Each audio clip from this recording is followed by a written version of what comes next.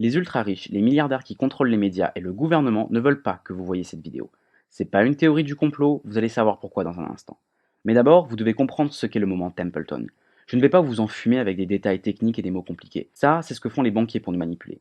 Le moment Templeton, on pourrait le résumer à une phrase. Une citation méconnue du grand public et qu'on doit au baron de Rothschild. Lorsque le sang coule dans les rues, c'est qu'il est temps d'investir.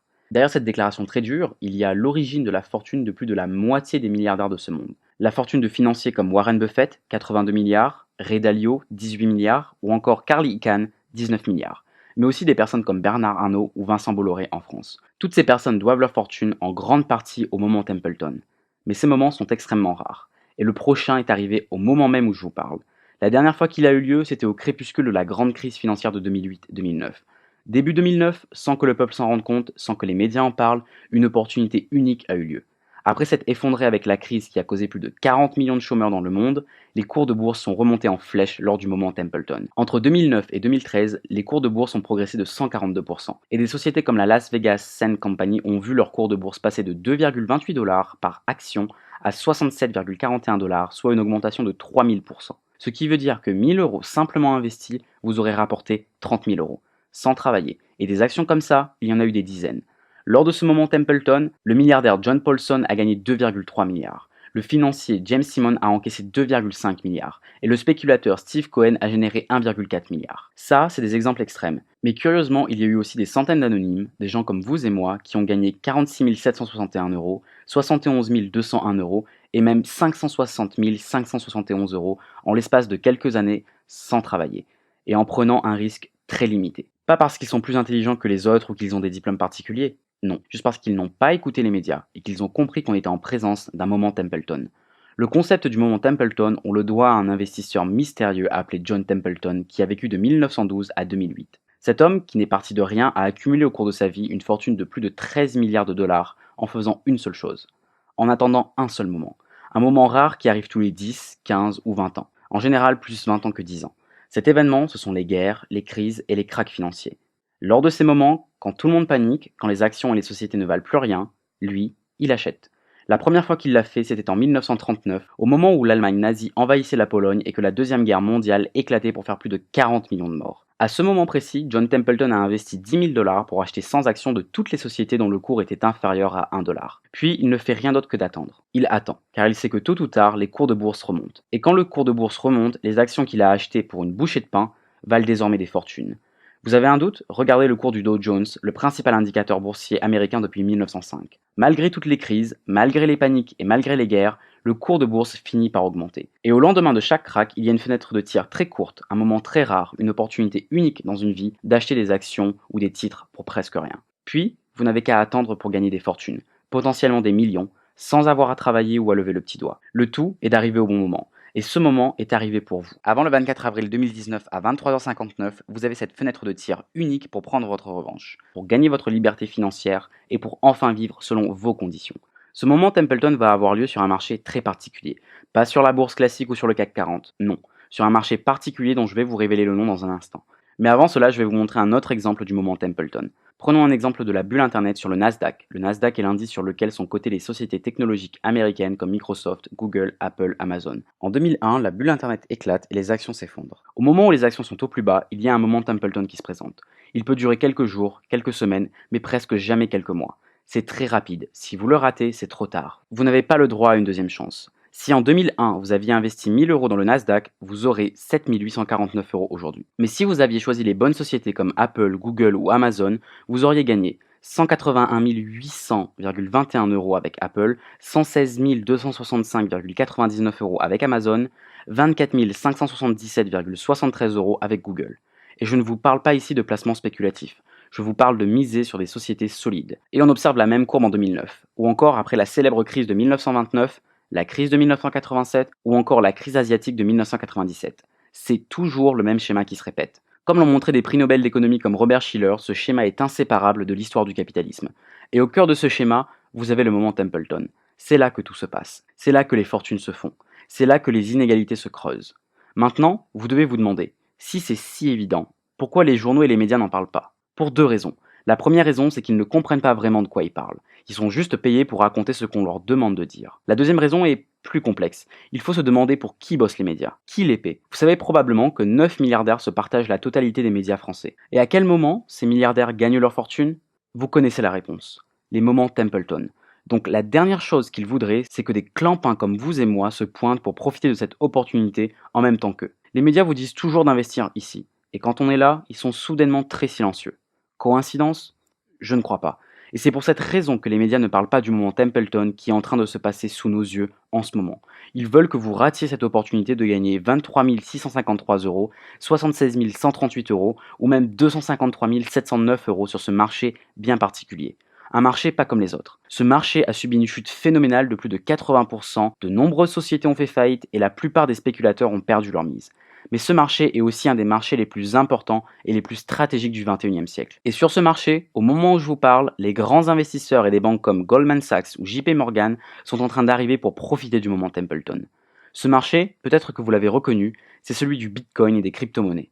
Le Bitcoin est passé de 19 783,06 dollars en décembre 2017 à 3 400 dollars en janvier 2019. Les autres crypto-monnaies l'ont suivi dans sa chute et ne valent presque plus rien aujourd'hui. Comme moi, vous avez pu observer dans la presse l'éclatement de la bulle des crypto-monnaies en 2017 et 2018. On vous a expliqué comment des gens sont devenus millionnaires en quelques semaines en partant de rien. Puis, tout s'est effondré et les gens ont tout perdu. Et depuis, les médias n'en parlent plus. Ce qui est surprenant parce que maintenant, depuis quelques semaines, les grands acteurs de la finance et les investisseurs célèbres ont commencé à se positionner et à investir massivement. Ils achètent parce que ce n'est pas cher. Ils achètent parce qu'ils ont remarqué que c'est un moment Templeton. Mais pas seulement. Ils achètent parce que c'est le moment Templeton peut-être le plus important de l'histoire du capitalisme, et je vais vous montrer pourquoi. Regardez la courbe. On est en train de retrouver le même système que dans les autres crises. Petit 1, les médias en parlent quand c'est la bulle pour attirer les moutons. Petit 2, la bulle fait ce que font toutes les bulles, elles explosent. Puis, petit 3, les médias ne disent plus rien, et les gros joueurs arrivent pour rafler la mise en achetant pour une poignée de cerises tout ce qu'ils peuvent trouver. Pendant ce temps, les gens comme vous et moi ne sont pas tenus au courant. C'est malin. Mais cela veut dire plusieurs choses. Si vous avez raté votre chance lors de la bulle, vous avez une deuxième chance tout aussi intéressante et probablement moins risquée. Si vous avez investi et perdu lors de l'éclatement de la bulle, vous pouvez prendre votre revanche et gagner beaucoup plus maintenant. Et si vous pensez que le Bitcoin et les crypto-monnaies sont une arnaque, et je le pensais aussi avant, écoutez plutôt cela. Depuis quelques semaines, quelque chose a changé. Les gros joueurs arrivent et certaines crypto-monnaies ont progressé de 3475%, 21 611% et même 81 645% en l'espace de quelques mois. En 2017, le PDG de la banque JP Morgan, une des banques les plus riches et les plus puissantes au monde, Jamie Dimon, avait interdit à ses traders d'investir dans les crypto-monnaies. Il a même déclaré que le Bitcoin est une arnaque. Et qu'est-ce qu'on remarque en 2019? Que JP Morgan est en train de créer sa propre crypto-monnaie et compte devenir un acteur majeur des crypto-monnaies. Le magazine Capital titre même, le patron de JP Morgan regrette d'avoir dit que le Bitcoin est une arnaque. Tiens. C'est amusant. Évidemment, cette information n'a pas fait la une de la presse économique. Il faut rester discret. Au moment où c'est le plus bas, ils arrivent. Mais ce ne sont pas les seuls. Goldman Sachs envisage de se lancer dans le trading de Bitcoin, déclarait les Échos. Le fonds Fidelity, qui gère plus de 7200 milliards de dollars, soit 2 fois le PIB de la France, a décidé de créer un bureau pour investir que dans les cryptos. C'est le Fidelity Digital Assets, lancé en 2018. Le conglomérat financier Citigroup, qui a plus de 1795 milliards de dollars sous gestion, en fait de même avec le Digital Asset Receipt. Goldman Sachs, Fidelity et Citigroup, chacune de ces sociétés a aujourd'hui assez d'argent pour acheter à elle toute seule la totalité des crypto-monnaies en circulation. Je dis bien la totalité. On ne parle pas de petits traders du dimanche ou du geek derrière son ordinateur. Non, on parle des plus gros géants financiers au monde. Des géants financiers qui ont survécu à toutes les crises financières, voire qui en ont profité. Des géants financiers qui sont parfois plus puissants que des États. Des géants financiers, enfin, qui sont plus riches que certains pays entiers. Alors, s'ils viennent maintenant, ça nous dit deux choses. Petit 1, que les crypto-monnaies sont un enjeu sérieux et pas un simple outil spéculatif. Petit 2, que le moment est particulier. Ces acteurs n'étaient pas présents quand la bulle gonflait, ils attendaient dans l'ombre que vienne le moment Templeton.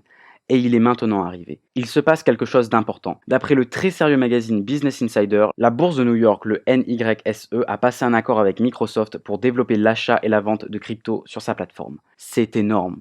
Autrefois, il fallait aller sur des sites en ligne bizarres et louches pour acheter des crypto-monnaies. Bientôt, chacun pourra en acheter aussi simplement qu'on peut acheter une action de la Société Générale ou de Total. Ce qui veut dire que tous les épargnants et tous les fonds d'investissement vont se ruer pour acheter des crypto-monnaies. Et quand ça se passera, le potentiel de croissance sera incommensurable. On peut tout à fait imaginer que 1000 € investis aujourd'hui se transforment en 10 000, 100 000, voire 1 million d'euros dans un avenir pas trop lointain. Ça vous paraît impossible? Regardez ça. 100 euros investis en Bitcoin en 2010 ont valu 28 341 266 euros en décembre 2017, d'après le magazine Fortunes. Et même après l'effondrement de la bulle, ça vaut toujours des millions et des millions. Vous feriez quoi avec quelques millions en plus sur votre compte en banque? Réfléchissez, posez-vous la question. Ça change une vie. Vous pourriez quitter votre job et ne plus avoir à vous réveiller avec le bruit agressif du réveil. Vous pourriez partir voyager au soleil à l'autre bout du monde au pied levé. Enfin, vous pourriez prendre soin de votre famille et de vos proches. N'oubliez pas qu'ils comptent sur vous.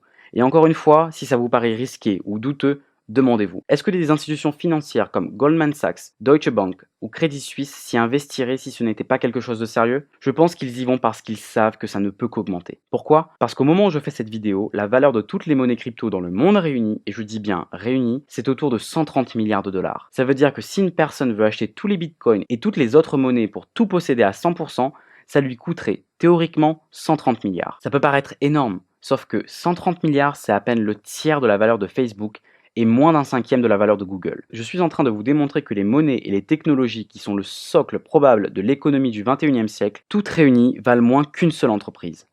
Une seule. C'est rien. C'est comme si toute la ville de Paris coûtait le prix d'un appartement. C'est une anomalie, c'est scandaleusement peu cher, c'est presque gratuit. Mais comparer les crypto-monnaies à des entreprises n'est pas forcément pertinent puisqu'elles ne sont pas des entreprises. Comparons les crypto-monnaies à la masse monétaire mondiale. La masse monétaire mondiale, c'est juste la somme de toute la monnaie disponible dans le monde, euros, dollars, etc. Cette masse monétaire mondiale vaut 81 600 milliards. Si on compare ce chiffre au volume total des crypto-monnaies, on obtient ça. Or, les crypto-monnaies ont pour vocation à remplacer les monnaies, et donc à atteindre le même volume. Alors si vous vous demandez toujours si c'est cher ou trop tard pour investir, imaginons le scénario suivant. La valeur des crypto-monnaies est multipliée par 10. Même avec ça, on serait toujours très loin du compte. Ou même par 20 ou 30. Multiplié par 30, ça veut dire que 1000 euros investis vous rapportent 30 000 euros et sans avoir à travailler pour ça. Juste en se positionnant au bon moment, maintenant, en connaissant les bonnes techniques, celles que je vais vous révéler. Multiplié par 30, ça veut aussi dire que 5 000 euros investis rapportent 150 000 euros. Alors, si vous vous demandez si c'est trop tard, la réponse est non. Mais la difficulté, c'est que toutes les crypto-monnaies ne suivront pas. Certaines disparaîtront tandis que d'autres verront leur valeur être multipliée par 1000 ou 10 000. Multiplié par 1000, ça veut dire qu'un investissement de 1000 euros vaut 1 million. Multiplié par 10 000, ça veut dire qu'un investissement de 1000 euros vaut 10 millions. Et il y a des signes avant-coureurs qui permettent d'avoir quelques idées intéressantes sur les monnaies qui peuvent l'emporter et apporter ce type de retour sur investissement. Je vais vous en parler dans un instant, donc restez très attentifs. Parce que finalement, le seul vrai risque, c'est de passer à côté de cette opportunité. Clairement, ça ne se représentera pas. Et les gros investisseurs, les banques et les milliardaires le savent et ont commencé à investir massivement. Ils ne vous ont pas attendu. À vrai dire, ils ne veulent pas que vous sachiez qu'ils ont investi. Et les premiers résultats commencent à se voir. Rien que sur les dernières semaines. Du 10 au 25 février, la valeur du Bitcoin a augmenté de 27% en 15 jours. Donc 1000 euros investis deviennent 1270 euros. De même, du 10 au 25 février, la valeur de l'Ethereum a augmenté de 57% en 15 jours. Donc 1000 euros investis deviennent 1570 euros. Enfin, du 6 au 24 février, la valeur du Litecoin a augmenté de 62% en 18 jours. Donc 1000 euros investis deviennent 1625 euros. Et attention, tous ces chiffres que je vous montre datent d'après l'éclatement de la bulle. Ça se passe maintenant, c'est récent, ça se passe dans le silence complice des médias. Autrement dit, si vous aviez été actif sur ce marché des dernières semaines, vous auriez augmenté votre capital de 54% sans vraiment prendre de risques significatifs. Ce que je veux vous dire, c'est que les opportunités sont encore là, mais qu'à la différence de la période de la bulle, le marché est plus solide et les acteurs beaucoup plus sérieux. Peter Thiel, fondateur de PayPal, les gens sous-estiment l'énorme potentiel du Bitcoin. Bill Gates, fondateur de Microsoft, le Bitcoin est un tour de force technologique. John McAfee, fondateur de McAfee, les gouvernements du monde devront se réajuster.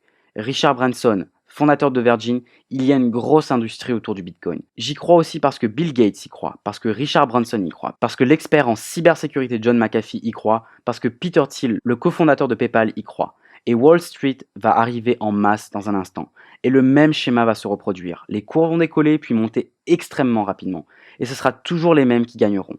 Les riches deviendront encore plus riches et le reste des gens auront raté cette opportunité dont les médias ne vous parleront pas. Non, les médias préfèrent abrutir les gens pendant que les riches deviennent des crypto-investisseurs. Et ma mission, c'est de vous donner les outils et les informations pour que vous puissiez aussi saisir cette opportunité.